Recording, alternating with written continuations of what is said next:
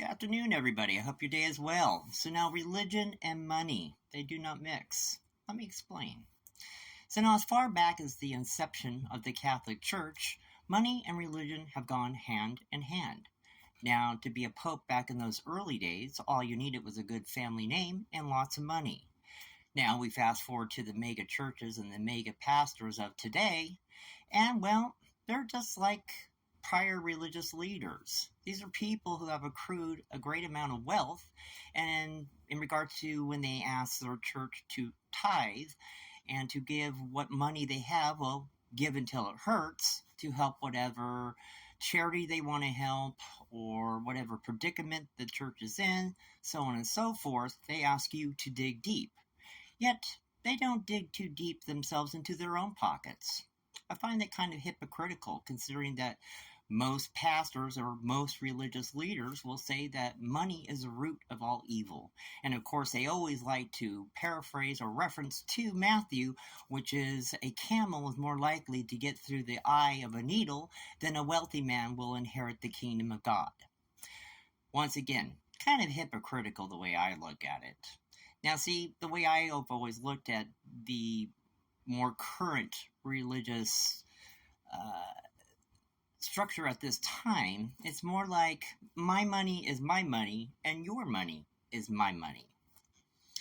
Now, before I deep dive into this, I want to be clear about something. I'm not saying any of these people are not men or women of God. I'm not saying that they've lost their way, but quite honestly, I think when anybody has an accrued amount of wealth, it skews your vision of the world and the people around you. And that's just truth. I've seen it too many times in my life. And also, mind you, a lot of these people have been around for decades. A lot of them have written best-selling books, and they do speaking engagements for hefty fees. So I'm not pointing out anybody in particular. I'm just pointing out wealth and the hypocrisy with the church right now. Because it seems that everybody goes under the guise of that they are a person of God or of Christ or of Allah or whomever that you choose to believe in. But the fact is, as we have seen, say, for example, Jim and Tammy Faye Baker, you remember them, right?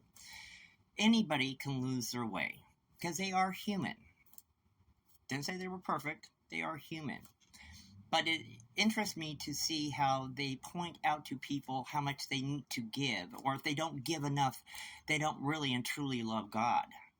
I find that interesting. So let's look at the top 10 wealthiest pastors or religious leaders in the United States, and we'll go from there. So now, first person on my list would be Jesse Duplantis. His net worth is $20 million currently. Rick Warren, $25 million. Creflo Dollar, $27 million. Andy Stanley, $45 million. Stephen Furtick Jr., $60 million. Pat Robertson, $100 million. Joel Osteen, $110 million. Oh, and my personal favorite, Kenneth Copeland, $300 million. Now, I'm not picking on anybody in particular, but let's see who has to give more or should be giving more. Kenneth Copeland currently lives in a sprawling $7 million estate, tax-free, mind you. Joel Osteen, well, he lives in a $15 million estate, and he also boasts his $15 million car collection. And as for Mr. Pat Robertson, he lives in a $4.2 million estate. Now, what interests me about all of this is the fact that they come to the pulpit and they say our church has a crisis right now. We have a problem. Or there's children in Africa who are starving and need our help or need fresh drinking water, which is admirable in itself. I'm not disagreeing with that. But what bothers me is that they tell people there to give their last $10, for example. And mind you, they give their last $10, which could have gone probably to something that they really could have wanted or needed at that time. So they go home in their secondhand used car, they eat their hamburger helper, in, I'm going to assume, not such great circumstance where they're living, because let's be clear here, they use religious guilt on people who are usually poverty stricken, and they play on their heartstrings. Yet, in the same breath, they themselves will go home in a sports car eating a porterhouse steak in $1 million estate. Hypocrisy. Now, I'm not saying that churches do not need money. Obviously, they do. Especially with most churches, they have operational costs, and they have things that need to be done, things that need to be fixed, phones that need to be answered, paper that needs to be filed, appointments that need to be made. Understandable, but let's be clear here about most churches. Most of those jobs are done by volunteers, parishioners in their churches, so they don't pay them anything, and most are more than happy and willing to do it.